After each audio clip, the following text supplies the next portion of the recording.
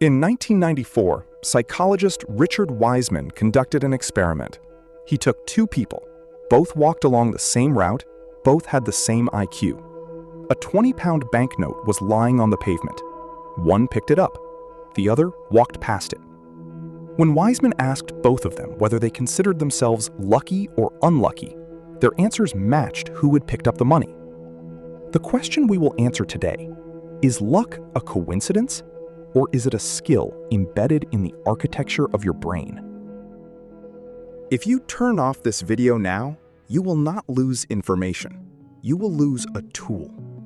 Over the past 10 years, neuroscience has done the impossible. It has identified structures in the brain that literally filter reality. Some people live in a world where opportunities are visible. Others live in a world where they do not exist. This is not a metaphor. This is physiology. Today, we will go through 3 levels: what the lucky brain does differently at the neural level, why most people are programmed not to notice randomness, and what single cognitive shift changes this. But first, the story of a man who survived a plane crash twice. Fiona Kennedy, a London lawyer. Flying from Nairobi, the plane loses pressure over the Indian Ocean. Emergency landing. 5 years later, another flight, a technical failure over France. Alive again. Journalists called her the luckiest woman in the United Kingdom. She said something else. "I just always read the safety instructions, and I always sit near the emergency exit." This is not luck. This is the reticular activating system. The RAS is a network in the brainstem about the size of your little finger. It works as a filter. Every second, your senses transmit 2 million bits of information. The RAS lets 40 into consciousness. 40 bits out of 2 million. What gets through is decided by the RAS, and these settings are not static. They change depending on what you are focused on. A classic example you may know, but have never taken literally: buy a red car, and you will start seeing red cars everywhere. They did not appear. You changed the filter. People who are called lucky have tuned their RAS to search for opportunities, automatically, at a level below consciousness. But here is what is interesting. They did not do this through meditation or positive thinking. They did it through a specific type of action. Which ones exactly? A bit later. First, you need to understand why most brains are tuned in the exact opposite way. Imagine you are Homo sapiens 100,000 years ago. Savannah, a rustle in the grass. Your brain processes it as a threat, a lion, and you run. There was no threat, just wind, but you are alive. Now another scenario. Rustle. You think, probably wind, and keep eating. The lion was real. You are no longer here. Evolution strongly selected the first type of thinking. A brain that sees threats where there are none survives. A brain that misses a threat does not pass on its genes. This is called negativity bias. Neuroscientists Roy Baumeister and John Tierney described it as a fundamental asymmetry of the brain. Negative experiences weigh 3 to 5 times more than positive ones. One failure erases several successes. One rejection outweighs 5 approvals. This is not a character flaw.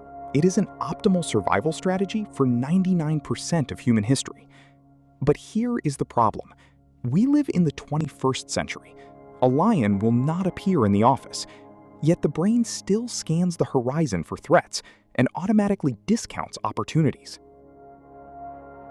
Unlucky people, the ones Wiseman studied, are not less intelligent. Their brains are simply operating in lion in the savannah mode, constant vigilance, narrowed attention. The RAS is tuned to threat, not opportunity. And now, the most important part of this video, what neuroscience has only recently uncovered, a mechanism that allows this filter to be literally retuned. In the 1950s, psychologist B.F. Skinner fed pigeons. He noticed something strange. When pressing a button delivered food irregularly, randomly, the pigeons pressed it compulsively, to exhaustion. A regular reward had a weaker effect. Half a century later, neuroscientist Wolfram Schultz discovered why. Dopamine is not released at the moment of receiving a reward. It is released in the moment of anticipating an unpredictable reward. Randomness is fuel for the dopamine system. This explains why lucky people often describe life as interesting and rich, even when objectively not much is happening. Their brains are in a constant dopamine-driven state of activation from novelty and unpredictability, which they themselves generate. Wiseman's research showed people who consider themselves lucky have, on average, significantly more diverse social connections. They regularly break their own routines. They talk to strangers. They try random things. Not because they are open, because their dopamine system demands novelty, and they actively seek it. And novelty equals more random encounters, which statistically increases the number of beneficial coincidences. This is mathematics, not mysticism. If you walk the same route every day, talk to the same people, read the same sources, your space of randomness is minimal. You cannot catch fish in a puddle. But there is a third level, the most subtle one. And it is exactly this level that separates people who simply try many things from those who are called truly lucky. Antonio Damasio is a Portuguese neuroscientist. He studied patients with damage to the ventromedial prefrontal cortex, an area that links emotion to decision-making. Their intelligence remained intact, IQ did not change, but they could not make even simple decisions. Thursday or Friday, they would analyze for hours, endlessly, without resolution. Damasio concluded, decisions are not made by logic. They are made by somatic markers, bodily signals, sensations in the chest, lightness or heaviness, what we call intuition. Interoception, the ability to sense signals from one's own body, is directly linked to the quality of decisions. People with higher interoception make statistically more advantageous decisions under uncertainty. A 2016 study on London City traders showed that those who could more accurately sense their own heartbeat without measuring their pulse traded more profitably and stayed in the market longer. Lucky people are not psychics. They simply have a better calibrated channel between the body and decision-making. They hear the quiet signal that others drown out with mental noise. Because attention is not passive, it is filtered. The coin on the pavement is not seen or missed in a purely visual sense. The visual system registers far more than consciousness receives. The difference happens after perception, at the level of selection. One person's brain is tuned to scan for deviations from expectation, anomalies, possible value, something out of pattern. That tuning makes low-salient signals rise into awareness. A banknote on concrete, a face in a crowd, a broken routine worth investigating. The other brain is tuned to confirm expectation and minimize uncertainty. The same environment gets compressed into irrelevant background. The coin is processed, but never promoted to awareness, because nothing in the internal model flags it as worth resolving. RAS is part of this filtering cascade, but not alone. It works with prediction systems in the cortex. What matters is not what exists, but what is predicted to matter. Attention follows prediction error, the gap between what is expected and what appears. So the difference is not perception, it is selection pressure inside the brain's model of relevance. Same sidewalk, different internal priors, different reality admitted into consciousness. 1973.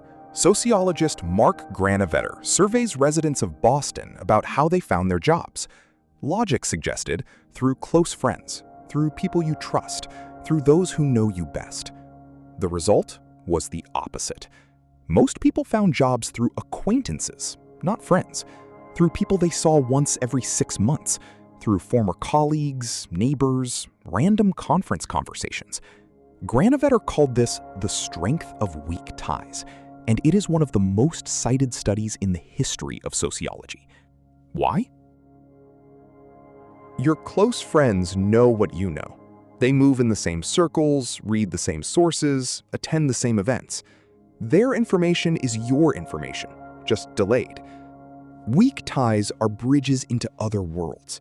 An acquaintance you last saw 2 years ago lives in a different informational environment. They know people you do not know. They see opportunities that do not exist in your field of view. And when you randomly intersect, what people call luck happens.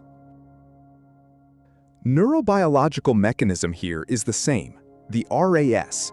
When you maintain a diverse network of contacts, even weak, even infrequent, your brain receives a constant flow of heterogeneous signals, different contexts, different frames.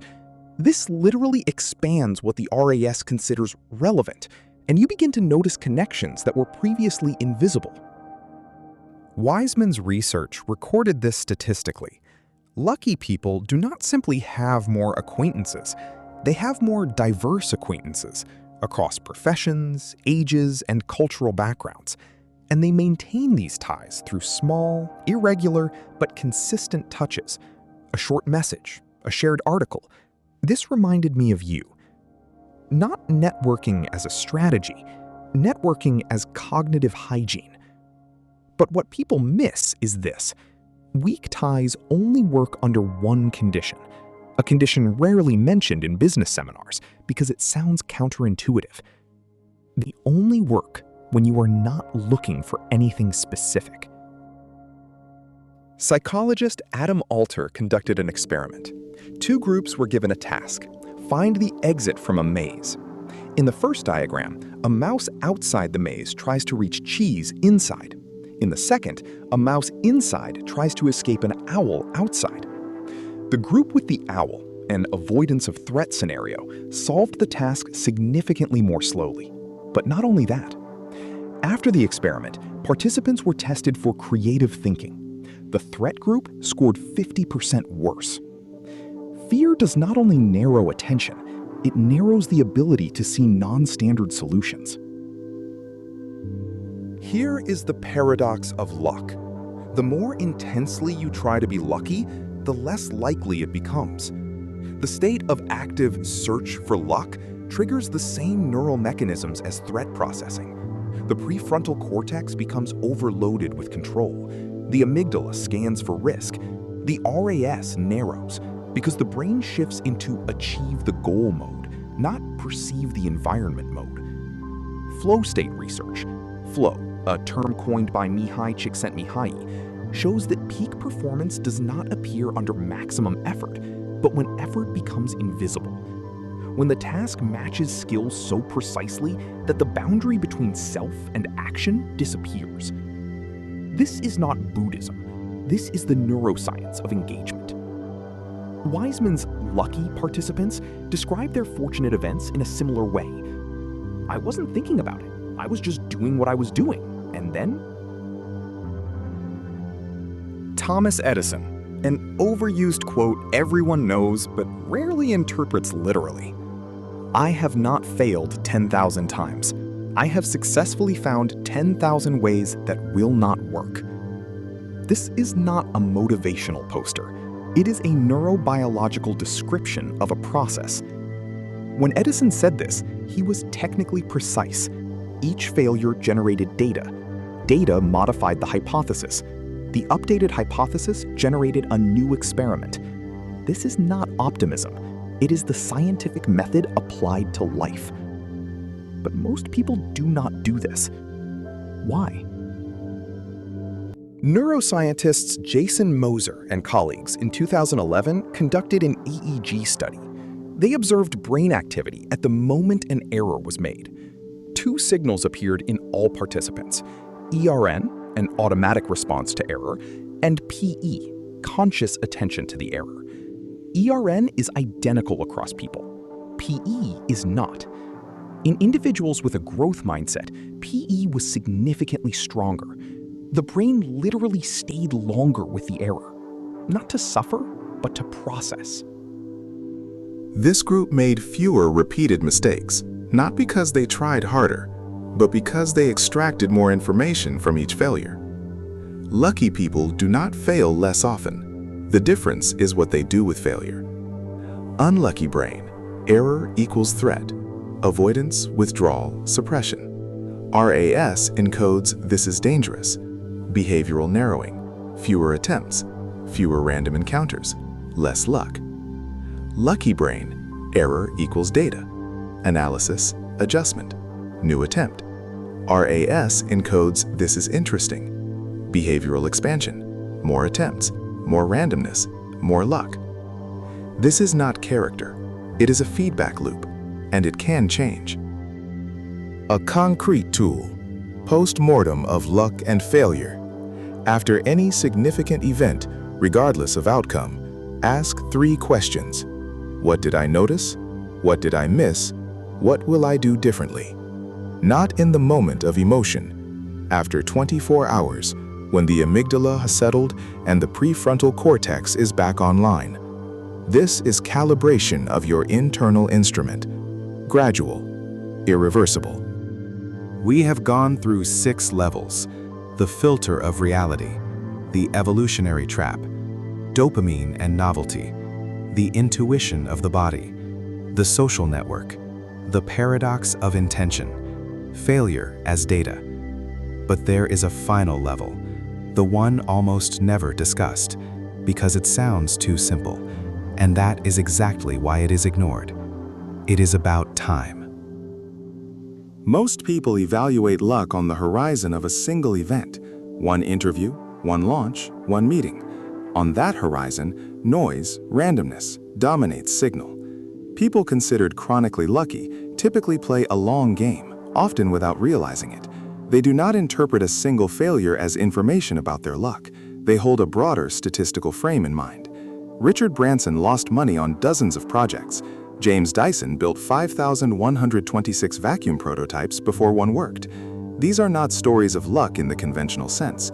They are stories of people who understood. On a short horizon, the signal is indistinguishable. More trials are required. And here we return to the beginning, to the coin, to the pavement, to the 20 pounds. Now you know the answer, but it is more complex than it seemed at first. Remember the question from the start. Why did one person pick up the banknote while the other walked past? Now we have 7 layers of the answer. The first person was walking with an open RAS. Their brain was tuned to notice the environment, not scan for threats.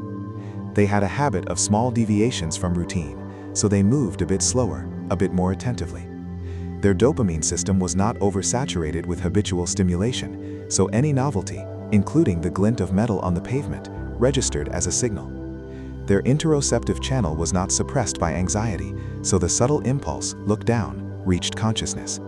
They were not rushing, because their time horizon was wide enough to allow a pause. And they were not afraid of looking strange by bending down to pick up a coin in the street, because their relationship to what will people think of me had long shifted from a threat mode to indifference. The second person was not less intelligent, not worse. Their architecture, in that moment, was simply configured differently. Luck is not what happens to you. Luck is the resolution at which you perceive reality.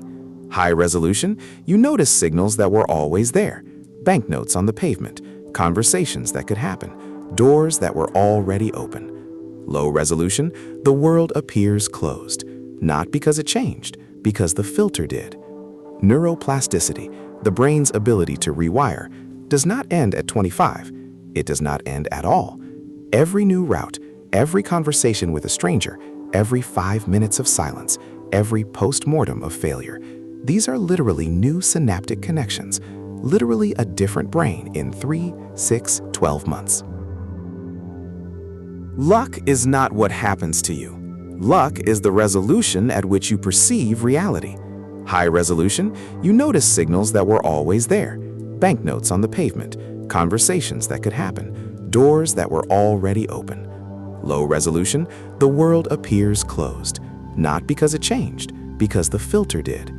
Neuroplasticity, the brain's ability to rewire, does not end at 25. It does not end at all. Every new route, every conversation with a stranger, every 5 minutes of silence, every post-mortem of failure. These are literally new synaptic connections, literally a different brain in 3, 6, 12 months.